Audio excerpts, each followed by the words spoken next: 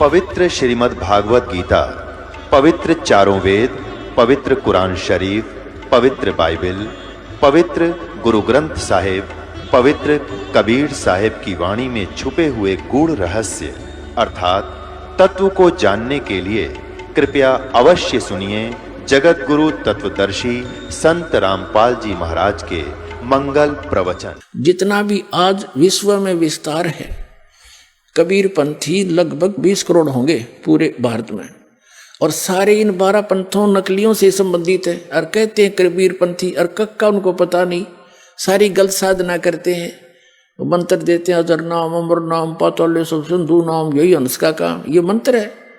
वो तो 2 अक्षर का नाम जो धर्मदास जी को दिया, सतनाम और सार शब्द गुप्त रखा था, वो बताया और कहा अब इसको गुप्त रखो, पिछली पीढ़ी में बतावांगे सबको। और एक ये देता है जम्मू के अंदर श्री मधु परमहंस, यूनो का मेरे जैसा किसी के पास ज्ञान नहीं एक सारे ब्रह्मांड में। हर नाम क्या देता है, सतगुरु और सतनाम, खाक मंत्र है यो। अरे कान में फूक मार जो कर दे, नो यू सार शब्द है, ना कहने वाले ने पता यू के है, ना सुनने वाले को पता। नो कहा ना जाई, लिखा ना जाई, बोला ना जाई, ये तो वाणी का विषय नहीं है। कबीर साहब कहे आदि नाम हमने भाग सुनाया, ये मूर्ख जीव मर नहीं पाया, हमने तो बोल कर बताया, उसका जाप करने का है। आदि नाम का सुमन कर ही सो भाव सागर से तरही। तो ये सारे नकली पंथ हैं, कबीर साहब के 12 पंथ। और फिर उसके बाद और अनेक पंथ चलाऊं या विद जीवों को भरमाऊं, तो उसमें अनेक पंथों में से ये राधा स्वामी पंथ, जय गुरुदेव पंथ, राधा स्वामी पंथ आगरा और ब्यास वाले, ये ठाकुर जी वाले, कृपाल वाले, जनोद भिवाणी वाले, और ये सच्चा सौदा सिरसा जगमाल वाली, ये गंगवा पंगवा, ये सारे उसी शिवदयाल जी के ही विचारों का एक कुएं का जल है, इनके अंदर वही ज्ञान वही साधना। इन सच्चा सौदा वालों ने थोड़ी सी अटपट कर कन्यारा 3 मंत्र बना लिया, काल मूर्त सब स्वरूपी राम सतपुरुष, इसको जपते रहो मोक्ष सतलोक पहुंच जाओगे। अरे भले आदमी, सतपुरुष अकाल मूर्त सबद स्वरूपी राम, ये तो उस भगवान के पर्यायवाची नाम है। उस अविनाशी भगवान कहो, सत्यनारायण कहो। जैसे जल पानी नीर करते रहो, क्या जल पानी नीर ऐसे मिलेगा? उसका प्रोसेस है, उसको पाने का अलग से प्रोसीजर है। जैसे हैंडपंप लगाना है, बोकी लाओ, पाइप लाओ और वो मेहनत करो। ये 2 नाम का जो मंत्र आपको दिया जाता, सतनाम 2 अक्षर का, ये श्वास उश्वास से सिमरना, ये तो समझ लो बोकी मारी जाएंगी। बोकी ने अपना काम कर दिया, पाइप पहुंचा दी जल तक, तो सतनाम का इतना काम समझ लो 2 अक्षर के का। सतनाम से भी भगवान नहीं मिला, लेकिन इसके बिना भी भगवान नहीं मिल सकता। भगवान कौन? जैसे हमारा इष्ट देव पूज्य जिसको हमने प्राप्त करना, वो जल है, और ये बाकी साधना है। ये मंत्र जो आपको दिए जाएंगे, ये हमारी पूजा नहीं है, यह तो साधना है। पूजा वो होती है जैसे एक पतिव्रता लड़की अपने पति की पूजा करती है और अन्य सभी परिवारजनों का और रिलेटिव्स का सबका सत्कार करती है। तो सत्कार अलग होता है, पूजा अलग होती है। तो ये जो साधना हम करते हैं, ये तो हमारी मजदूरी है उसको पाने के लिए। तो फिर वो सार नाम क्या है? जैसे हैंडपंप, ऊपर एक मशीन लगाई जाती है उस पाइप के, जब पाइप जल तक पहुंच जाती है, और उस हैंडपंप को फिर उसकी भी पूजा की जाती है। सतनाम तो समझ लो पाइप और बोकी, यू काम कर दिया, और सार शब्द नहीं मिला तो भी काम अधूरा रह गया, क्योंकि पानी मिला नहीं, हैंडपंप के बिना वो मशीन नहीं लगेगी। तो सार शब्द जिसको आदि नाम भी कहा है, ये वो मशीन है हैंडपंप।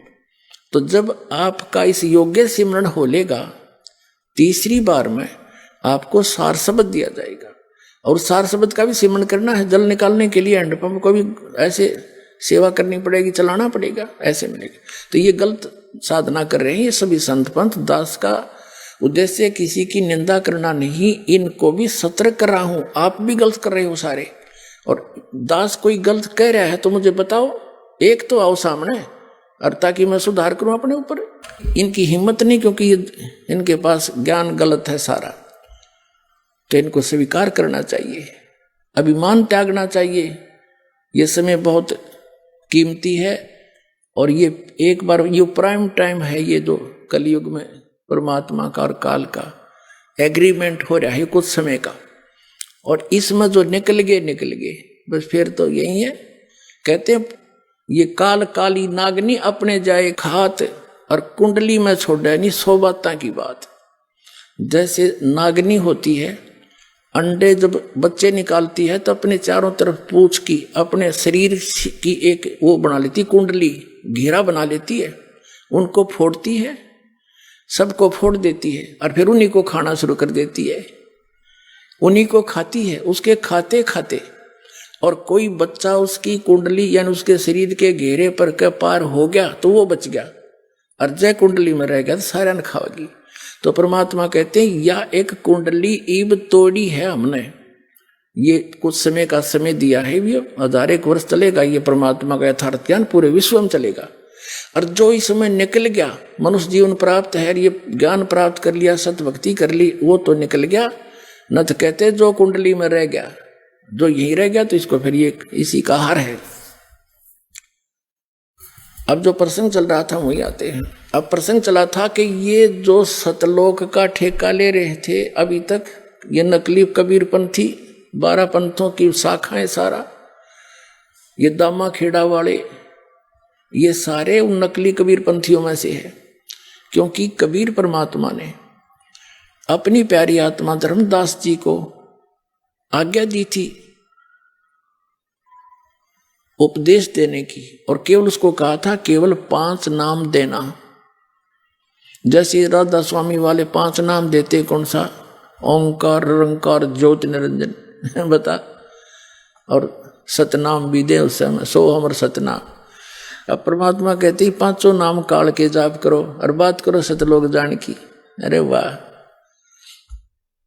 अपने आत्मा इसी प्रकार ये कबीरपंथी भी नाम उठ पटांग देते हैं और बात करते हैं सतलोक जाने की। तो 5 नाम धर्मदास जी को केवल 5 नाम देने का आदेश दिया था, ओनली धर्मदास जी को, और उनके पुत्र चूड़ामणि जी को, जिसको मुक्तामणि भी कहने लगे बाद में, उनको ये 5 नाम ही आगे अपने शिष्यों को देने का आदेश दिया था। इस सतनाम और सारनाम को ओपन नहीं करना था, उनको प्रतिज्ञा दिला दी थी।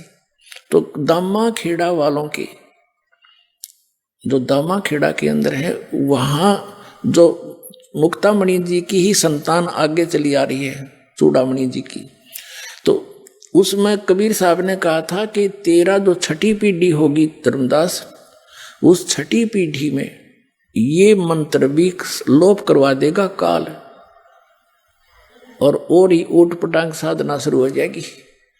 और फिर धर्मदास जी को चिंता बनी कि आपने मेरे 42 वंश बख्श दिए, क्योंकि धर्मदास जी का इकलौता पुत्र था नारायण दास, और नारायण दास ने परमात्मा के ज्ञान को माना नहीं, क्योंकि वो काल का दूत था। परमात्मा उसकी शकल दिखा दी थी, आशीर्वाद देख ये काल का दूत है, ये आपकी नहीं मानेगा। तब वो चिंतित हो गया कि हे भगवान, फिर मेरा तो वंश नष्ट हो जाएगा, मेरे घर तो काल पैदा हो गया। तब परमात्मा कबीर जी ने अपने वचन के आशीर्वाद से उसको एक पुत्र बख्शा था, जो उसकी पत्नी के गर्भ से फिर जन्म लिया। समय आने पर 9 महीने के बाद उसका नाम मुक्तामणि यानी चूड़ामणि रखा, फिर मुक्तामणि भी कहने लगे। धर्मदास चिंतित हुआ, मेरा कैसे होगा भगवान, बहुत दुखी हो गया। तब परमात्मा ने कहा, तेरे को 42 पीढ़ी का वंश का मैंने वरदान दे दिया, तेरी 42 पीढ़ी तक तेरा वंश रहेगा। तो उसने कहा, भगवान फिर उनका मोक्ष कैसे होगा? धर्मदास जी ने कहा, परमात्मा ने कहा कि ऐसे करो, तुम ये 5 नाम प्रदान करते रहो, आशीर्वाद मैंने दे दिया, और आगे इसी मंत्रों को आप लेते रहोगे, ठीक से करते रहोगे, तो पिछली पीढ़ी तक तेरे ये सभी वंशज हैं, इस 5 नाम के मंत्र से तुम्हारा जन्म मनुष्य का होता रहेगा उनका। वो 5 नाम कौन से हैं? जो दास आपको देता है, ओंकार, निरंकार, सतनाम, ये नहीं है वो। ये 5 नाम जो पहले आपको प्रथम मंत्र के रूप में फर्स्ट टाइम दिए जाते हैं, जो बीच बीच के इन 7 मंत्रों में 2 मंत्र, ये 5 मंत्र हैं, ये दिए जाते थे। तो फिर परमात्मा ने कहा कि छठी पीढ़ी में ये जो 5 मंत्र वाला जो जाप है, ये भी लोप हो जाएगा तेरे वंशजों से। छठी पीढ़ी में काल के दूत उस पुण्यात्मा को भ्रमित कर देंगे और वो इस मंत्र को छोड़ के, क्योंकि ये 5 नाम कौन से हैं? जो हमारे शरीर में कमल हैं, इन कमलों के अंदर ये प्रधान बैठे हैं। प्रत्येक कमल में, मूल कमल में गणेश जी, ये हमारे शरीर में बैकबोन है, रीढ़ की हड्डी जिसको बोलते हैं। इसके अंदर की तरफ गुदा के पास जहां ये एंड होती है, उससे 2 उंगल ऊपर इसके एंड से अंदर की तरफ मूल कमल है, उसमें गणेश जी का वास है। उससे 2 उंगल ऊपर सावित्री और ब्रह्मा जी का वास है, वो स्वादिष्ठान चक्र कहते हैं उसको, स्वाद चक्र कहा संतों ने। फिर नाभि चक्र, उसमें विष्णु और लक्ष्मी जी का वास है। हृदय चक्र है दोनों सतनों के मध्य में, या रीढ़ की हड्डी के अंदर की तरफ। इसमें शिव और पार्वती जी का निवास है। और कंठ कमल ये है इसके सामने, यहाँ बैक में, जहाँ ये रीढ़ की हड्डी थोड़ी सी बैंड होती है, यहाँ पर इस दुर्गा जी का निवास है। तो हमारे इस शरीर के ऊपर इनका कंट्रोल है, इनका हमारे ऊपर ऋण है। और जब तक ये कमल हमारे फ्री नहीं होंगे, यानी हमने स्वदेश जाना है विदेश से, तो हमारा पूरा वहाँ का क्लियरेंस होना चाहिए। जैसे जो बिजली का बिल वो क्लियर हो, टेलीफोन का बिल क्लियर हो, सरकार का कोई लोन है वो क्लियर हो, तो तभी हम स्वदेश आ सकेंगे, ना तो कौन आने देगा। तो हम असंख्य जन्मों से यहाँ ऋणी हो गए गलत साधना करके। अब ऐसे मंत्र दिए जाएंगे जो इन प्रधानों के जो जिसके जो क्लियरेंस लेनी है चलते समय, तो इनकी भक्ति, ये मजदूरी करने से, नाम के इन 5 नाम के जाप करने से ये आपको यहाँ का सुख भी देंगे। जैसे किसी ने फैक्ट्री लगा रखी है और फैक्ट्री का कनेक्शन कट गया, पैसे उसका बिजली का बिल नहीं भरा, टेलीफोन का नहीं भरा, तो फिर दोबारा कैसे पैसे देगा कि दोबारा वह फैक्ट्री चालू हो और कमा के दिए। तो कोई गारंटर मिले उसको, सरकार और उसके बीच में ये कहने वाला कि मैं इसका गारंटर बनता हूं, आप इनके कनेक्शन चालू दो ताकि आपका कमा के पूरे करे। तो ये दास आपका गारंटर बनेगा और कमाई आपने करनी पड़ेगी और टैक्स इनका देना पड़ेगा। तो ये टैक्स देना पड़ेगा, तो ये फिर आपको अपना कर्जा पूरा करके बाकी शेष जो बचता आपको यहाँ का सुविधा भी मिलती है इन्हीं से। ये 5 नाम है यहाँ तक क्लियर करने के। और ये सच्चा सौदा सिरसार और ये सारे जय गुरुदेव वाले, ये राधा स्वामी वाले नो कहें हमने नीचे के कोई लेना देना नहीं, हम तो सीधे त्रिकुटी बीच जाते ना। त्रिकुटी कोई बरवाड़ा का बस स्टैंड है, चाहे पैदल चला जाओ चाहे साइकिल पे। त्रिकुटी में जाने से पहले बहुत कुछ करना पड़ेगा। जैसे त्रिकुटी तो इंटरनेशनल एयरपोर्ट समझ लो, वहां जाने से पहले पूरी कितनी कुछ कार्रवाई, कागज कार्रवाई करनी पड़ती है। वहीं जा बैठेगा उसके ऊपर त्रिकुटी पे। तो इन्होंने बैठा रखा 5 नाम काल के जाप करे। और बात करें सतलोक और सचखंड की, सतलोक में भगवान को निराकार बतावें, प्रकाश ही प्रकाश। अब जो प्रसंग चल रहा है उसी पर आते हैं। तो दामा खेड़ा वालों को फिर परमात्मा ने कहा कि ये 5 नाम तुम देते रहना, और धर्मदास मेरी लाख दुहाई, ये मूल ज्ञान कई बार ना जाई। धर्मदास मेरी लाख दुहाई, ये सार शब्द की दबार ना जाई। ये सतनाम और सार शब्द जब बार पड़ी, बिचली पीढ़ी हंस नहीं तरही। आदरणीय नानक साहिब जी को परमात्मा ने ये 2 अक्षर का मंत्र दिया था, सतनाम, जिसमें एक ओम है और एक वो दूसरा जिसको प्राप्त है उसको पता है। और नानक साहिब जी से कह दिया था अभी पुण्यात्मा किसी को बताना नहीं तो बात बिगड़ जाएगी, काल का दाव लग जाएगा। तो उनको बताया था कि आप अपना धर्म भंडारा और वाणी का जो पाठ है उसको करवाते रहो, इससे भी बहुत राहत उनको मिलती रहेगी, उनको मानव शरीर मिलता रहेगा। और जब आवेगी पिछली पीढ़ी फिर हम आएंगे दोबारा, सबको नाम देंगे, पार कर देंगे, पूरा विश्व नाम लेकर पार हो जाएगा। अब फिर परमात्मा कबीर जी ने धर्मदास जी से कहा कि तुम ये 5 नाम का जाप दो और उसके पुत्र को भी कहा बेटा ये 5 नाम का जाप देना और अपना उत्तराधिकारी बना, उसको भी यही 5 नाम ही देने का बताना, आगे दान करे। अब फिर परमात्मा कबीर जी ने कहा कि धर्मदास 6ठी पीढ़ी में ये मंत्र 5 भी समाप्त हो जाएंगे।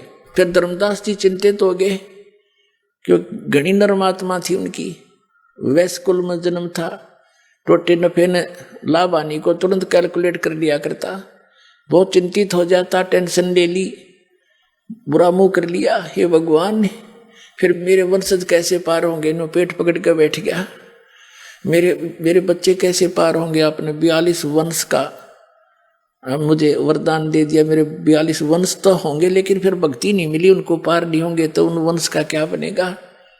बहुत चिंतित हो गए। परमात्मा ने कहा कि 6ठी पीढ़ी में ये मंत्र खत्म हो जाएंगे, उसके बाद तेरे वंशजों के पास कख नहीं रहेगा और वो अभिमानी हो जाएंगे इस बात से कि हम तो धर्मदास के वंशज हैं, हम ही सर्वप्रिय हैं, और की वसुना नहीं, अभिमान कर भगवान का मेल नहीं। तो धर्मदास जी बड़े चिंतित हुए, घना दुखी हो गए। तब कहा भगवान फिर कैसे उनका कैसे बात बनेगी, कैसे पार होंगे। तब कबीर परमात्मा ने कहा धर्मदास जब युग कलयुग 5500 वर्ष बीत जाएगा तब मैं खुद आऊंगा। जब ये 12 पंथ चल लेंगे कबीर पंथ के और 12वां पंथ गरीबदास का पंथ होगा, गरीबदास जी के द्वारा मेरी महिमा की वाणी पुनः प्रकट होगी। जैसे उसके बाद उस 12वां पंथ चल चुका होगा गरीबदास जी का, और इन 12 पंथों के अंदर मेरी ही महिमा होगी, कबीर साहब की मेरी वाणी को पढ़ा करेंगे, लेकिन ये यथार्थ ज्ञान नहीं समझ सकेंगे। इन 12 पंथों के प्राणी मुझे ही तो मुखिया मानते रहेंगे, लेकिन यथार्थ मंत्र ना होने से ये असंग जन्म भी पार नहीं हो सकते। फिर 12वें पंथ में, गरीबदास वाले पंथ में हम ही चल कर आवेंगे और सभी पंथों को समाप्त करके एक यथार्थ कबीर पंथ चलाएंगे, यथार्थ पंथ चलाएंगे। तो वो दास भेज दिया पुण्यात्मा, अब उस परम पिता ने स्वयं ना आए तो दास भेज दिया।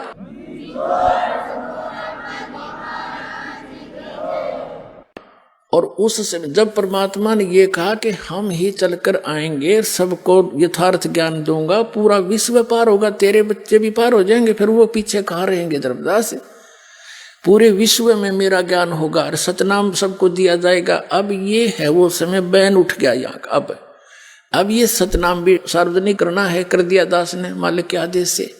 आदरणीय नानक साहिब जी को भी परमात्मा मिले थे, अभी बताएंगे सारी कहानी, और उनको सचखंड लेकर गए थे, वहाँ पे छोड़ा था। तब उन्होंने आंखों देखा, हाल परमात्मा का बताया था, और वो स्वयं इस 2 अक्षर के मंत्र सतनाम का जाप किया करते थे, लेकिन उन्होंने आगे परमात्मा के आदेश से किसी भी अपने सिख समाज को ये मंत्र नहीं दिया, क्योंकि ये मंत्र सार्वजनिक हो जाता। और ये काल के दूत जो राधा स्वामी पंत, धन धन सतगुरु सच्चा सौदा, सरसा और जगमाल वाली, जय गुरुदेव वाले, ये जितने भी हैं निरंकारी, ये सारे उस गुरु ग्रंथ साहिब इसको पढ़कर ही नारे मास्टर पाके थे।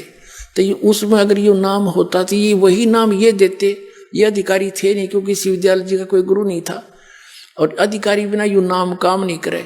जैसे एक अपॉइंटमेंट लेटर होता है, सिंपल सी बात है, और उसकी 4 लाइन होती हैं, you are hereby posted on the फलानी फलानी post and your pay and salary will be such and set, और नीचे साइन कर देता वो अधिकारी। वो एप्लीकेशन, वो छोटी सा अपॉइंटमेंट लेटर उस बच्चे को आजीवन रोजगार दे देता है। और ऐसे ही कोई और दूसरा बना के अपॉइंटमेंट लेटर और अपने साइन कर दे तो उसकी है कोई कीमत? वो तो जीवन नाश करे, धोखेबाज व्यक्ति है। तो ऐसा ही ये कर देते, इसी नाम का जाप दे देते, यही ज्ञान बता देते। तो आज ये दास कैसे भिन्नता करता आपको कि ये नकली है और ये असली है। तो इसलिए परमात्मा ने कहा था, धर्मदास मेरी लाख दुआई, ये मूल ज्ञान की तबार ना जाई, और ये सार शब्द और सतनाम की तबार ना जाई। ये सार शब्द और ये मूल ज्ञान बार जो पढ़ी, वो बिचली पीढ़ी के हंस नीतर ही लाख दुआई। तो परमात्मा ने जिनको ये मंत्र दिया, उन महापुरुषों को, उनसे ये प्रतिज्ञा करा ली थी कि तुम जाप करो, पर अब इसको सार्वजनिक ना करना, नहीं तो बात बिगड़ जाएगी। तो अब जो प्रसंग चला है, आदरणीय धर्मदास साहिब जी को परमात्मा सचखंड लेकर गए। अब ये जितने भी नकली कबीरपंथी और नकली ये राधा स्वामी पंथ, धन धन सतगुरु पंथ, ये जय गुरुदेव पंथ, जनोद बिहाणी वाला पंथ, ये कितने गणाओगे तो पठेरा सा जाम रहा सारा काबली की करसी होगी बेमतलब की, तो अपने आप इतने पनप गए। बताओ, अरे से बुद्धिमान व्यक्ति वहां फंसे बैठे हुए, इधर ध्यान ना दिया उन्होंने, क्योंकि किसी ने डिफरेंशिएट ही करके नहीं दिखाया कि यू गलत सर यू ठीक है। तो उन महापुरुषों को परमात्मा सतलोक लेकर गए और उनको फिर अपने गवाह बना के वापस छोड़ा। तो आदरणीय धर्मदास साहिब जी को जब परमात्मा सचखंड लेकर गए, अपने आत्माओं नकलियों का अब पता चलेगा, क्योंकि जो राधा स्वामी पंथ में, जय गुरुदेव पंथ में, सच्चा सौदा सिरसा वाले के पंथ में या निरकारी पंथ में जो भी हैं, वो उनके ज्ञान से तो खूब परिचित हैं, उनके मंत्रों से भी परिचित हैं। उनको तो 2 मिनट में समझ में आना चाहिए, 2 मिनट में तीसरे नहीं लगे। और जो यथार्थ ज्ञान है ये दास बता रहा है, सामने प्रमाणित कर रहा है कि ये गलत साधना है, ये सच्ची साधना ये है।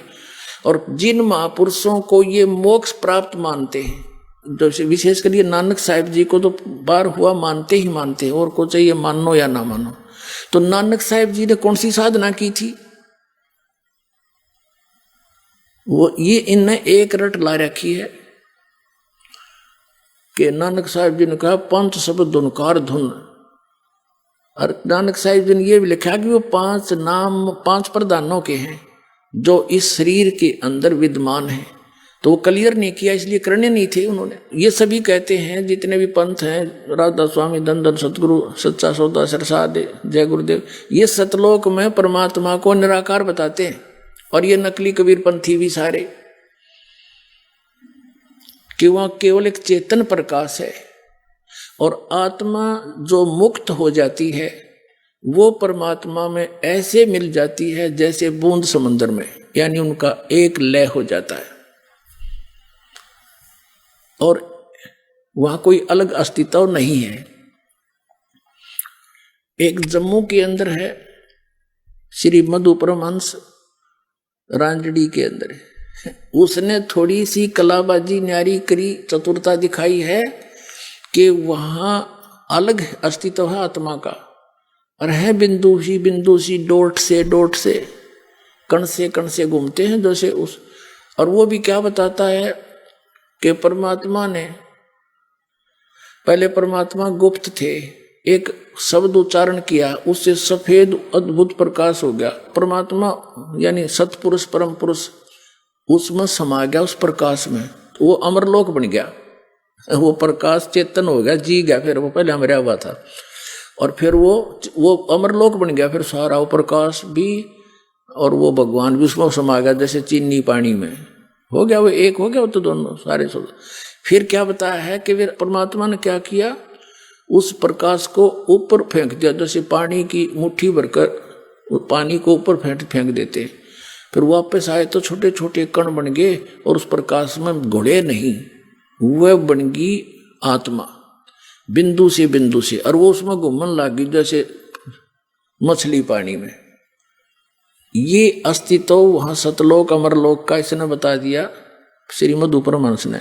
और फिर क्या बताता है कि आदि नाम सार शब्द अकह नाम नी अक्षर, कहते ये बोलने का नाम नहीं, ये तो वाणी का विषय नहीं है।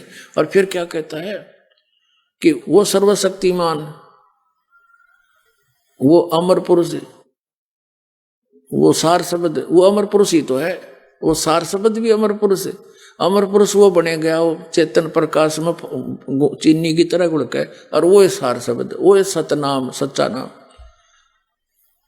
इसने थोड़ी सी ये वो दिखाई चतुरता कि वहां पर बूंद सी है जीवात्मा, डोट टाइम में घूमती रहती है मछलियों की तरह। अब वास्तविकता क्या है, धर्मदास जी को परमात्मा सतलोक लेकर गए, थोड़ा सा इन नकलियों का साथ साथ इतिहास दिखाया जाएगा तो जल्दी समझ में आएगा। पुण्यात्माओं, आप जी दूध के जले हुए हो और दूध का जला हुआ लस्सी का भी फूंक मारता है, जो कि बहुत शीतल होती है।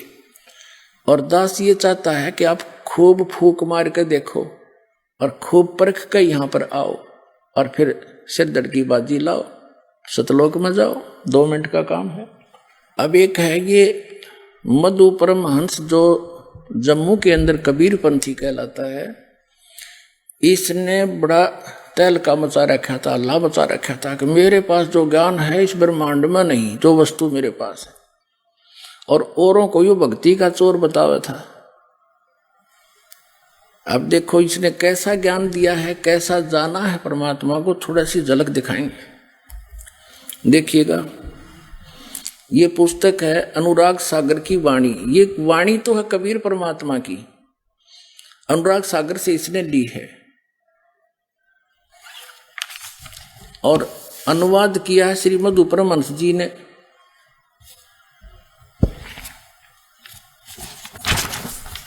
इस पुस्तक का, इसका जो ज्ञान है इनका दिया हुआ है।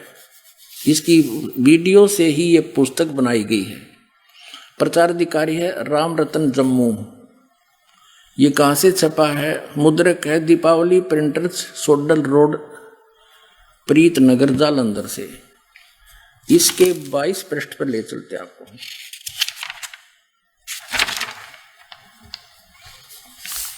ये 22 पृष्ठ पे है।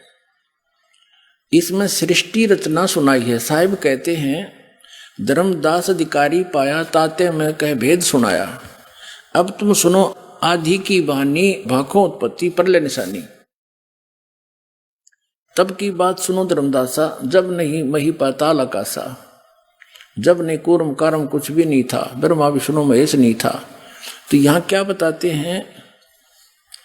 अब 23 पृष्ठ पे अनुराग सागर की वाणी नामक पुस्तक के, जो मधु परमहंस की वीडियो से बनाई गई है, उनकी वचनों की। वेद चार नहीं जानते सतपुरुष कहानियां, वेद को तब मूल नाही, अकत कथा बखानियां। ये वाणी तो कबीर परमात्मा की। अनुवाद करने चले श्री मधु परमहंस जी। साहिब ने धर्मदास से कहा, मैं तुमको आदि उत्पत्ति का रहस्य कहता हूं जिसे कोई नहीं जानता। यहां देखिएगा, ये है कबीर सागर की वाणी अनुराग सागर से। सतपुरुष तब गुप्त रहे, कारण करण नहीं निर्माए, संपुट कमल रहे गुप्त स्नेहा, पोप माही रहे पुरुष विदेहा। प्रथम ही पुरुष शब्द प्रकाशा, दीप लोक रच की निवासा, चारी कर सिंहासन की नाता, पर पोप दीप कर चीना। पुरुष कला धर बैठे तैया, और प्रगटी अगर वासना सैया। 87 दीप रचि राखा, पुरुष इच्छा ते सब अभिलाखा। सब है द्वीप रहु अगर समाई, अगर वासना बहुत समाई। अब इस ये तो कबीर परमात्मा की वाणी, कबीर सागर अनुराग सागर से। और अनुवाद करने चले हैं श्री मधु परमहंस रांजड़ी वाले। साहिब कह रहे हैं कि आरंभ में पुरुष गुप्त थे, उनका न कोई साथी था न संगी था। एक समय उनकी मौज हुई, उन्होंने अंश उत्पन्न किए, अंश उत्पन्न किए। सबसे पहले उन्होंने एक शब्द पुकारा, अद्भुत सफेद प्रकाश उत्पन्न किया और स्वयं उस प्रकाश में समा गए वो अमर पुरुष, और वो ही अमर लोक बन गया, वो ही अमर लोक कहाया। फिर उनकी इच्छा हुई तो उन्होंने अनेक दीपों की रचना की। अब ये आगे और विस्तार से बताया है, डिफाइन किया है बहुत अच्छी तरह, यानी खूब खुला बताया है और सारी झूठ बोली है। वास्तव में यह रहस्य छिपाया गया है। मैं बताता हूं। सर्वप्रथम परम पुरुष ने इच्छा करके एक शब्द पुकारा, जिससे एक अद्भुत सफेद रंग का प्रकाश हुआ और वो प्रकाश अनंत में फैल गया। वो प्रकाश संसारिक प्रकाश की तरह न था, वो इतना अद्भुत था कि जिसका एक एक कण करोड़ों सूर्यों को लज्जा दे। ठीक है, ये 23 पृष्ठ पर पढ़ा हमने। फिर 24 पे, जब वो प्रकाश अनंत में फैल गया तो फिर सतपुरुष स्वयं उस प्रकाश में समा गए। अब वो प्रकाश चेतन हो गया, जीवित हो गया, पहले मरा हुआ था। ठीक है, जिस प्रकार आत्मा में शरीर आने से शरीर चेतन हो जाता है, उसी प्रकार वो प्रकाश भी जीवित हो उठा। प्रकाश में आने से पहले वे सत्पुरुष गुप्त थे, जबकि प्रकाश में आकर वे सत्पुरुष कहलाए। और वो अद्भुत प्रकाश जो स्वयं सत्पुरुष थे वो अमर लोक कहलाया। जो प्रकाश उत्पन्न किया उसमें स्वयं समा गया अमर पुरुष, वो सारा मिलकर अमर लोक बन गया। फिर देखो अमर लोक कहाया। अभी भी सत्पुरुष अकेले थे, फिर उनकी मौज हुई और उन्होंने उस प्रकाश को अर्थात अपने ही स्वरूप को अपने में से खिटका दिया। अनंत बिंदुएं होगी जो वापस उस अद्भुत प्रकाश में आई। जिस प्रकार समुद्र से पानी को मुट्ठी में या हाथों में भरकर उछालने से कई कण बिखर जाते हैं, उसी तरह उस प्रकाश में से भी अनेक कण बिखर गए। लेकिन जिस प्रकार समुद्र की बूंदें पुनः समुद्र में गिर समुद्र का ही रूप हो जाती हैं, उसी तरह वे अनंत कण भी वापस उस अद्भुत प्रकाश में आए। लेकिन अचरज यह था कि वे बिंदुएं जब वापस प्रकाश में आई तो प्रकाश में नहीं हुई, उसमें मिली नहीं, क्योंकि सत्पुरुष ने इच्छा की कि इनका अपना अलग अस्तित्व ही रह जाए, तो वे ही जीव कहलाए। वह बिंदु सी बूंद सी वो जीव बन गए। वे सब जीव उसी अद्भुत प्रकाश में विचरण करने लगे जैसे मछली घूमा करे। अब देखो आत्माओं का इस प्रकार अलग अस्तित्व के साथ विचरण करना बड़े अचरज की बात थी, क्योंकि समुद्र की बूंदों का समुद्र में अपना अलग अस्तित्व नहीं रहता। जिस प्रकार पानी में मछली घूमती रहती है, उसी तरह सभी जीव उस प्रकाश में घूमने लगे। यह देख परम पुरुष बड़े खुश हुए और उन आत्माओं को बहुत प्यार करने लगे। बहुत समय ऐसे बीत गया, सभी जीव उस अद्भुत प्रकाश में विचरण करते हुए परम आनंद लूट रहे थे। फिर आगे और रचना बता दी। अब ये तो इसने कुल मिलाकर ये सिद्ध कर दिया कि सतलोक में एक चेतन प्रकाश है। जैसे शब्द से प्रकाश उत्पन्न करा, फिर उसमें भगवान समा गए, वो चेतन हो गया, है प्रकाश ही उसमें, और उसको ऊपर ने उछाल दिया तो उसकी बूंद सी बन गई और वो आत्मा बनकर उसमें घूमने लगी डॉट डॉट में। वो ऐसी स्थिति है सतलोक की। फिर इसने सार शब्द के बारे में जानकारी दी है, देखिएगा। ये श्री मधु परमहंस जी की एक और पुस्तक है, ये इसी के वचनों का संग्रह है। कति डुट्टो कॉपी है इसके वीडियो की। अब देखना, इसकी उंगली देखो, न्योंकि मेरे बराबर कोई विश्व में संत नहीं। और पाखंडियों से बचो, सत भक्ति को समझो। अब देखेंगे पाखंडी यू है कोई और है। अब देखो तेरा गजब भैया। नाम अमृत सागर, या पुस्तक का नाम है अमरधाम के सम्राट, अमरधाम के सम्राट सतगुरु मधु परमहंस जी। अमरधाम का का भी ना पता, सम्राट के। ये देखो नाम अमृत सागर, संत सम्राट सदगुरु मधु परमहंस जी। देखो इतनी बड़ी उपमा ला रखी कति तत्व ज्ञानहीन प्राणी के। प्रचार अधिकारी राम रतन जम्मू, प्रकाशक ये संत आश्रम रांजड़ी, ये फलाना फलाना जम्मू। और ये मुद्रक सरताज प्रिंटिंग प्रेस जालंधर शहर। अब इसके आपको 86 पृष्ठ पे ले चलते हैं। ये देखिएगा, ये 86 पृष्ठ है, साहिब बंदगी वाला का नाम अमृत सागर पुस्तक है। इसके हम नीचे आते हैं। ये कबीर साहब की वाणी है, ये समझ नहीं सका, इसने कोरा अज्ञान बना दिया। सार शब्द सर्व से न्यारा, भेद न पावे कोई। और 4 वेद में ब्रह्मा बोले आदि नाम ना पाई। उन 4 वेदों में वो नाम है ही नहीं, इसलिए इनके पास वो अक्षर ज्ञान में नहीं है, वो अलग से परमात्मा ने बताया है। ये इसका अनुवाद किया मधु परमहंस जी ने। यह आदि नाम, यह सच्चा नाम वाणी का विषय नहीं है। सच्चा नाम सतनाम को कहते हैं, हम सच्चा नाम को तो सतनाम कहो। आदि नाम सच्चा नाम वाणी का विषय नहीं है। यह 52 अक्षरों से परे विधेय नाम है। अब सतना आदि नाम, सतनाम सच्चा नाम और विधेय नाम, ये एक बता रहा है ना। सही आगे देखो, अब 87 पर देखिएगा। इस पे इसने अनुवाद किया परमात्मा की वाणी का, शब्द शब्द सब कोई कहे वह तो शब्द विधे, और जिह्वा पर आवे नी नरक पर कर ले। अब यहां परमात्मा का कहने का भाव ये है कि उस सार शब्द का भी और सतनाम का भी जाप जीभ से नहीं किया जाता, वो श्वास से होता है, और सार शब्द का जो जाप है उसकी विधि अलग है, ये दास बताओगा, वो स्वरत निरत से होता है। अब इसलिए परमात्मा का ये समझा नहीं, इन्होंने फिर इसका कैसे अनुवाद किया, देखिए इस अमरवाणी का 87 पृष्ठ पर नाम अमृत सागर पुस्तक के इस परमात्मा की वाणी का अनुवादक श्री मधु परमहंस जी हैं। इसने कैसा समझा है इनको, पर यह नाम क्या है, सार शब्द सतपुरुष कहाया, और सार शब्द भी सतपुरुष हो गया, और सतपुरुष अमरलोक हो ही लिया इसके शब्दों में।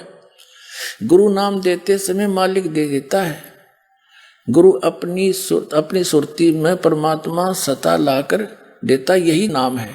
अब देखो एक पुस्तक है भक्ति का चोर, हरियो खुद भक्ति का चोर है, रोरों को चोर बता रहा है तेरा के जो भैया, ये देखिएगा, देख कमाल कर रखा है न, कैसे अदा कर रखी है भगवान। भक्ति के चोर नामक एक पुस्तक छाप रखी है, अपने से अन्य सबको भक्ति का चोर बता रहे हैं ये श्री सदगुरु मधु परमहंस जी। ये पुस्तक है, ये वहीं से इनके भक्ति के चोर सदगुरु मधु परमहंस जी, इनके वीडियो की है ये, लोग की डिटो कॉपी, और मुद्रक हैं दीपावली प्रिंटर्स, सोडल रोड, प्रीत नगर, जालंधर से। इसके 59 पृष्ठ पर ले चलते हैं आपको, ये है 58 पृष्ठ, 58 पृष्ठ, ये साहिब के चोर नामक एक हेडिंग बना रखा है अध्याय। और ये क्या कहता है, जिस अमरलोक की बात साहिब ने की है वो 3 लोक से न्यारा देश है। अमरलोक क्या है, वो परम पुरुष, वो सर्वशक्तिमान खुद ही अमरलोक है इसलिए वहां नाश नहीं हो गया। स्पष्ट कि अमरलोक क्या है, वो परम पुरुष, वो सर्वशक्तिमान खुद ही अमरलोक है। कुल मिला के खिचड़ी पका दी इसने के पहले प्रकाश था। श्री मधु परमहंस के वचनों में बता रहा है दास, ये सारे झूठ है इसकी, अकति गपौड़ है कि पहले परमात्मा ने एक प्रकाश उत्पन्न किया, उसमें खुद समा गए, वो अमरलोक हो गया। फिर अमरलोक हो गया, फिर वही अमरलोक, वो सार शब्द क्या है, वो अमरलोक ही तो सार शब्द है, सतपुरुष का है, सार शब्द सतपुरुष का है। अब यहां बता दिया वो सतपुरुष क्या हुआ, अमरलोक ही है, वो सर्वशक्तिमान, वो परमात्मा, वो अमरलोक ही तो है। यानी सारा कुछ जैसे राधा स्वामी वालों के मुखिया ने श्री शिवदयाल जी ने अपने वचनों में जो ज्ञान दिया है, वही जो की तो खिचड़ी से न पका दी, वही सतलोक, वही सार शब्द, वही सत शब्द, वही सतनाम, और वही सार शब्द, वही सतपुरुष। और यही ये कह रहा है, वही अमर सतपुरुष, वही प्रकाश ही सतपुरुष, वही अमरलोक, और वही सार शब्द, वही सच्चा नाम, सार नाम भी वही और सतनाम भी वही। इसने जरा सी चतुरता दिखाई है कि वहां बिंदु टाइप में आत्मा है और मछली की तरह घूमती रहती है।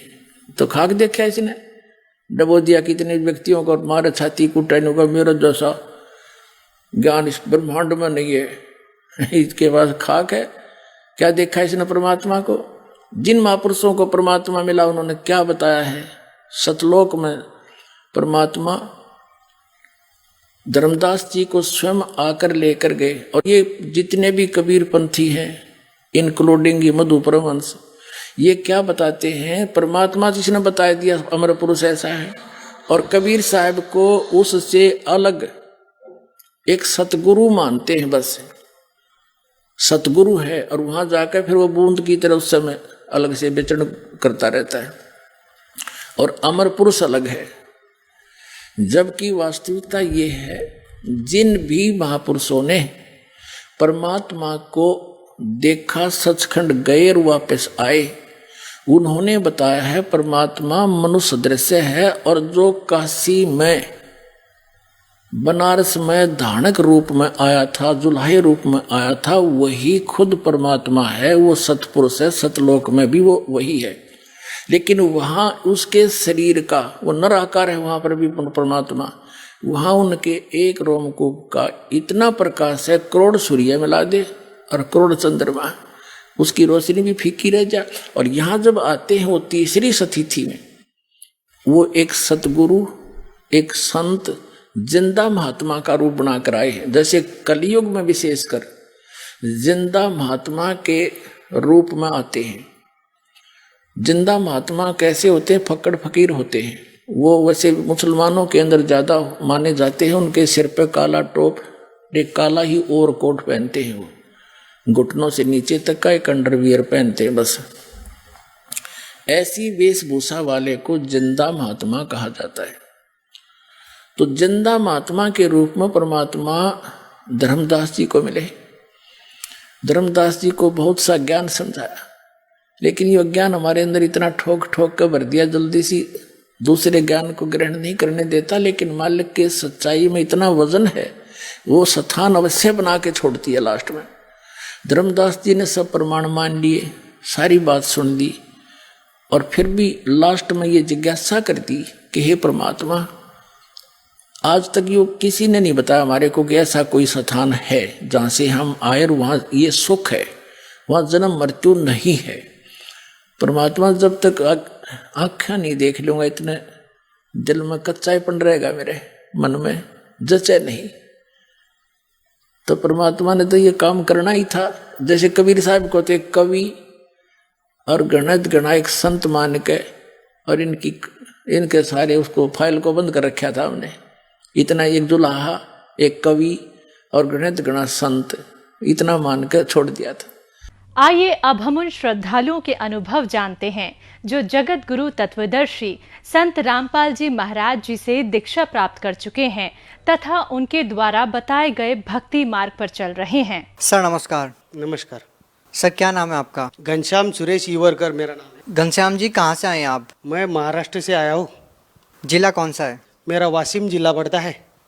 संत रामपाल जी महाराज से कब जुड़े आप? मैं संत रामपाल जी महाराज जी से जुड़ा हूँ, 7/3/2013 को जुड़ा हूँ।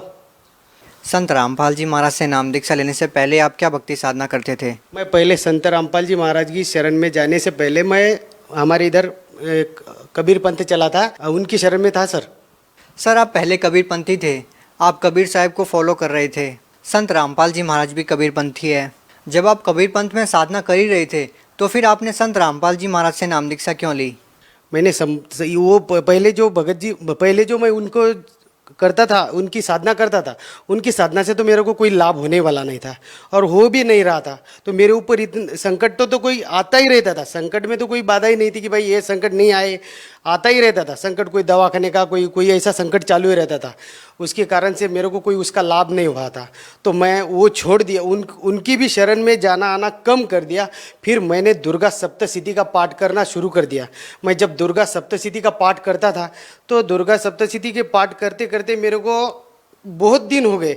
मैं भूखा प्यासा रह के मंदिर में रह के पूजा करता था दुर्गा माता की, और 9 दुर्गा का भक्ति करता था। वो 9 दुर्गा से मेरे को उससे भी कोई लाभ नहीं मिला। वो उल्टी ही मेरे ऊपर आपत्ति पे आपत्ति बरसती रही कि भाई चलो आज नहीं ठीक होगा, कल होगा, चलो भक्ति कर ही लेते हैं। तो माता शेरावाली की इतनी भक्ति करी कि बहुत भक्ति करी उसकी। मेरे को एक बार तो उसके चरण में दिखे थे माता शेरावाली के।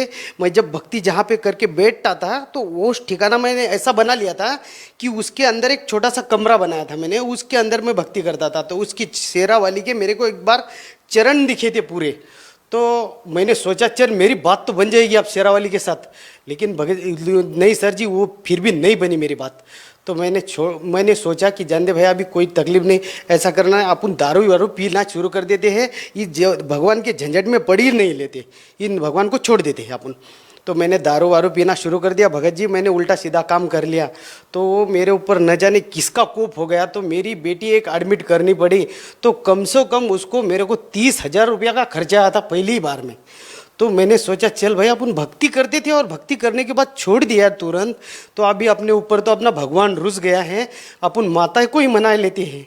तो उस टाइम पे जब मैं माता को मनाने गया तो वो तो नवरात्रि के दिन चल रहे थे, तो नवरात्रि के दिन में मैं बोला माता शेरावाली की कि मेरे जो गलती हो गई वो माफ़ कर दे और मैं आगे से कोई गलती नहीं करूँगा।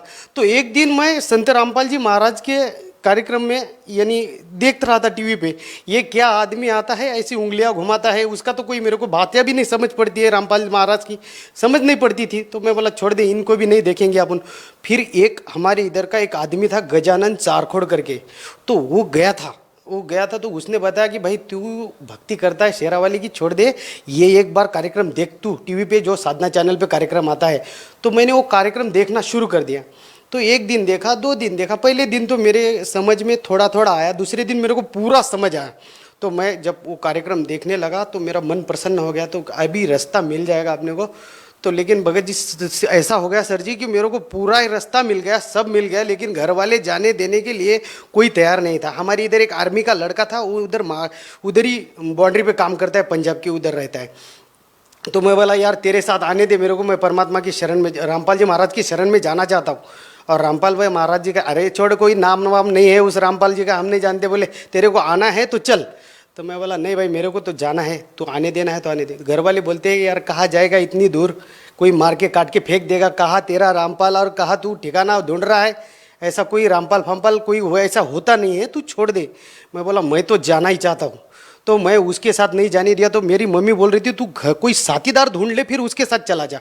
तो जो मैं लड़का गजानन हमारे बाजू में रहता है, वो गजानन को बोला यार चलता है तू, तो वो बोला यार मैं नहीं आऊँगा, वो ऐसा ही था, उसका दमा वमा की बीमारी थी। तो मैं बोला चल मेरे साथ साथ इसकी भी बिगड़ी बन जाएगी, परमात्मा की शरण में जाएगा। तो मैं तो कार्यक्रम देख ही रहा था 6 महीने से। तो मैं गया, उसको बोला, बहुत विनती की, उसकी नहीं सुना। फिर मैं बोला एक काम कर, तू तेरे मोबाइल से SMS करके देख ले, तो SMS करते ही तेरे ऊपर एक किताब आएगी, तू उस किताब को पढ़, फिर चलेंगे। ऐसा करते करते भगत जी मेरा तो 1 महीना ऐसा ही चला गया। फिर भी तो फिर चला गया। जाने के बाद मैंने सोचा अभी जान दो भाई। तो मैं बोला यार चल, अभी तो नहीं बोल रहा था। मैं बोला पूरा किराया दूंगा। बोले मेरे साथ और एक आदमी चलेगा, मैं उसका भी किराया दूंगा। तो मैं बोला चल फिर। तो मैं उसको लेके साथ में आया। तो इतनी दिक्कतें आई रास्ते में। हमारे इधर एक गजानन महाराज का करके शेगांव में मंदिर पड़ता है, उस महाराज के मंदिर पे मैं जब गया तो वो लोग वो दर्शन के लिए अंदर चले गए। वो दर्शन के लिए अंदर चले गए, मेरा तो मन नहीं कर रहा था, क्योंकि मैं तो इधर संत रामपाल जी महाराज की शरण में जाने के लिए इतना उतावला हो गया था, क्योंकि मुझे ऐसा संत पृथ्वी पे पहले ही बार देखा था टीवी पे।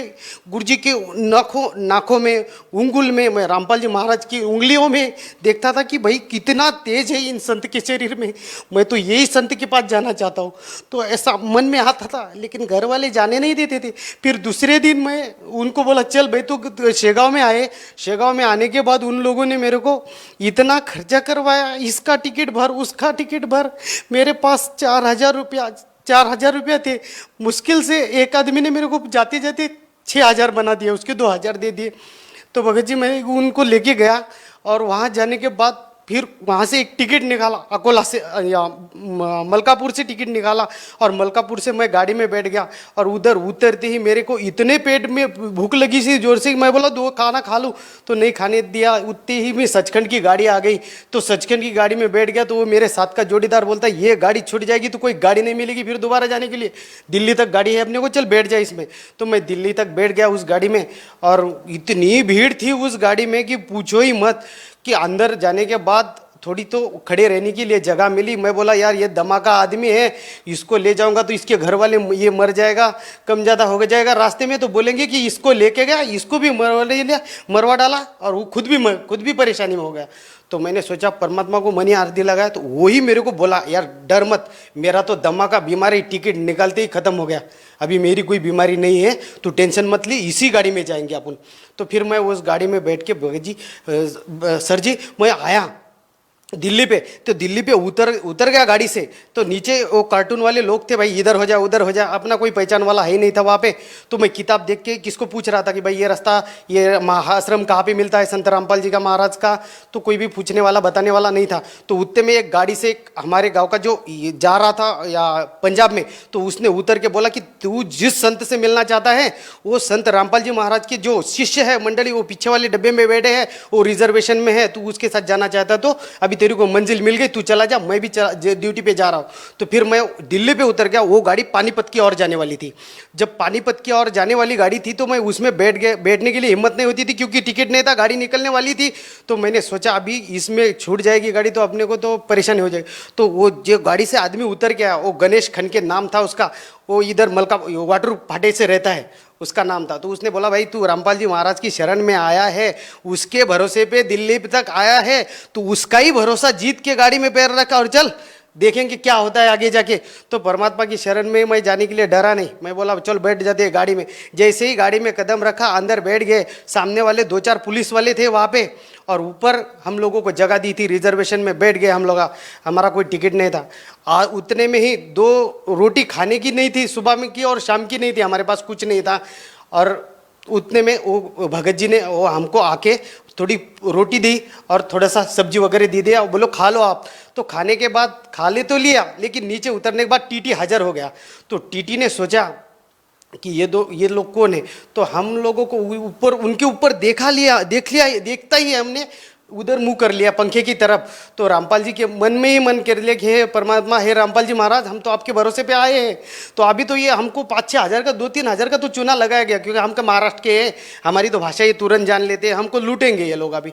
तो ऐसा सोच के हमने मन ही प्रार्थना कर ली थी।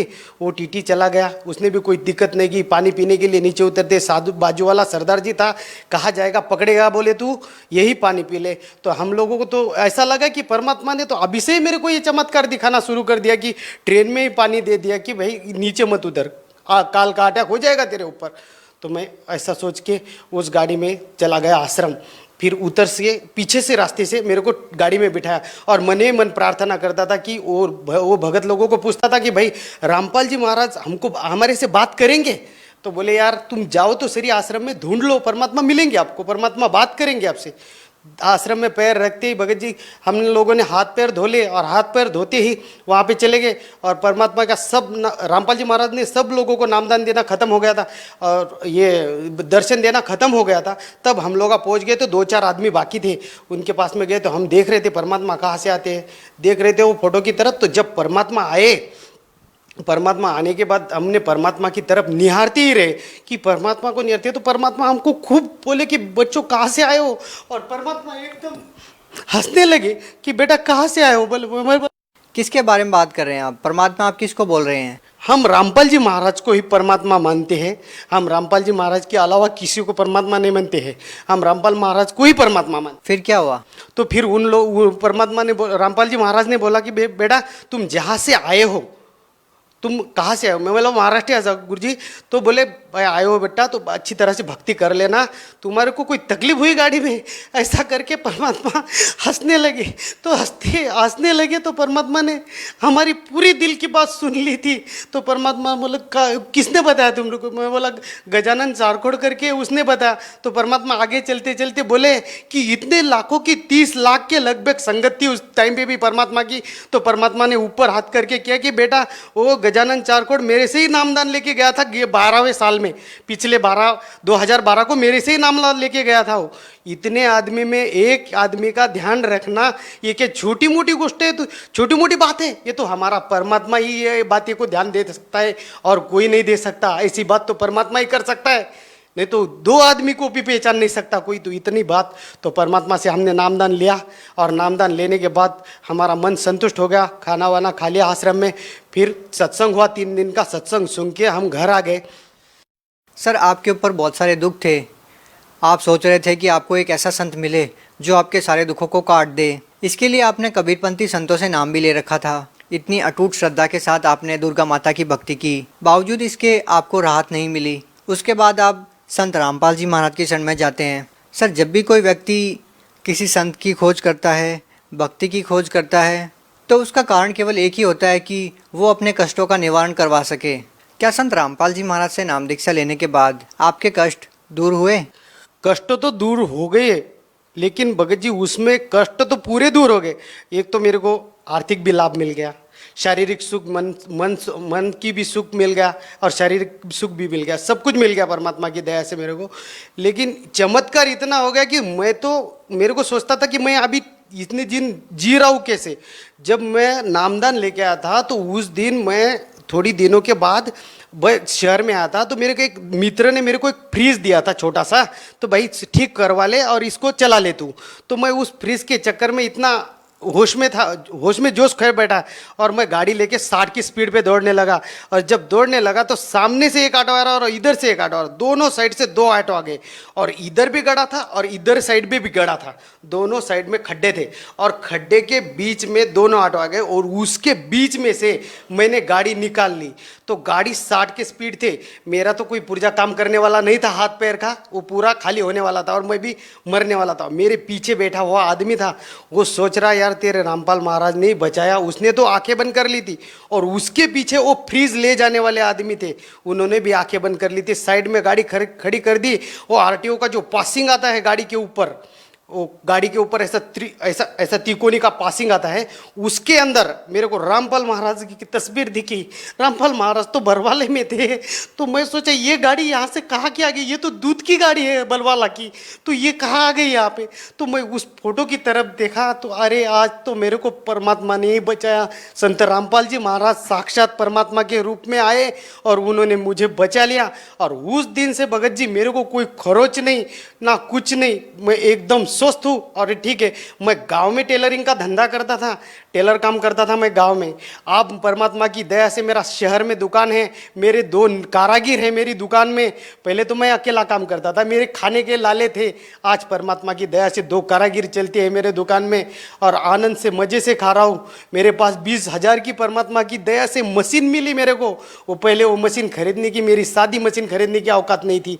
आज परमात्मा की दया से मेरे को सब कुछ मिल गया और मेरे बच्चे भी सुखी हैं, सब कुछ सुखी है। मेरे बच्चे के साथ ऐसा लाभ हुआ था कि मेरे बच्चे जो है पहले इतने बीमार रहते थे कि वो बच्चों को एक हॉस्पिटल में पहुंचाना पड़ता था तो दूसरा हॉस्पिटल से वापस लाना पड़ता था, ऐसी दिक्कत ही थी मेरे पास। तो 4 बच्चे हैं, 4 ही बच्चे जब बीमार पड़ने लग जाते हैं तो एक साथ ही बीमारी आ जाती। तो जैसे सोच लो कि कोई बीमारी आने वाली है तो पहले मेरे घनश्याम सुरेश का ही घर पूछ लेती थी और मेरे ही घर में घुस जाती थी वो बीमारी और बाद में दूसरे के घर में चले जाती थी। ऐसी मेरे ऊपर आपत्ति थी भगत। हाँ सर जी, बाद में मैंने सोच लिया कि भाई आप परमात्मा की शरण में हैं तो परमात्मा ने मेरे को सब सुख दे दिए। अभी मेरे को वो बच्चों को भी टेंशन नहीं। सर आपके ऊपर इतने सारे कष्ट थे, आप इतने दुखों से परेशान थे, आपके ऊपर दुखों का पहाड़ टूटा हुआ था, आपने एक ऐसे संत से नाम दीक्षा ली जिससे आपके सभी कष्ट दूर हो गए। सर संत रामपाल जी महाराज जी इस बात को लेकर भी चर्चाओं में रहते हैं कि जो भी उनसे नाम दीक्षा लेता है वो नशा छोड़ देता है। सर क्या आप कोई नशा करते थे संत रामपाल जी महाराज से नाम दीक्षा लेने से पहले? मैं पहले नशा करता था, मैं दारू भी पीता था और मैं गुटखा भी खाता था और तंबाकू भी खा लेता था, तो मैं वो भी नशा कर चुका था। और जब महाराज जी की शरण में आने से पहले वो ट्रेन में वो लोगों ने, सरदार जियों ने मुझे बैठने नहीं दिया था, वही टाइम पे मेरी वो नशा छूट गई थी क्योंकि खाने को टाइम ही नहीं मिला। और जब ऑटो में बैठ गए थे पानीपत से बरवाला आने के लिए तो वो टाइम पे रास्ते में हमने वो सामान फेंक दिया था। उसके बाद आपने कभी नशा नहीं किया? उसके बाद हमने कभी नशा ही नहीं किया और कुछ नहीं किया भगत जी।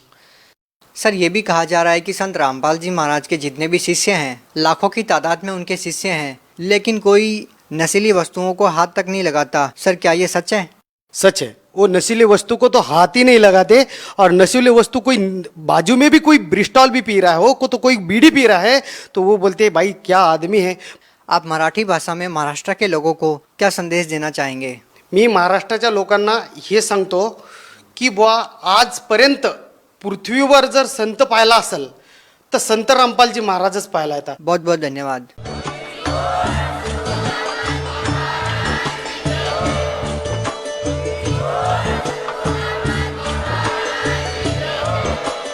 आप सुन रहे थे जगत गुरु तत्वदर्शी संत रामपाल जी महाराज जी के मंगल प्रवचन। अधिक जानकारी के लिए विजिट कीजिए हमारी वेबसाइट www.jagatgururampalji.org। संत रामपाल जी महाराज जी के शुभ आशीर्वाद से पूरे विश्व भर में 500 से भी ज्यादा नाम दीक्षा केंद्र हैं, जिन पर संत रामपाल जी महाराज जी द्वारा ऑनलाइन निशुल्क नाम दीक्षा दी जा रही है। अपने नजदीकी नाम दीक्षा केंद्र का पता करने के लिए संपर्क करें 8222880541।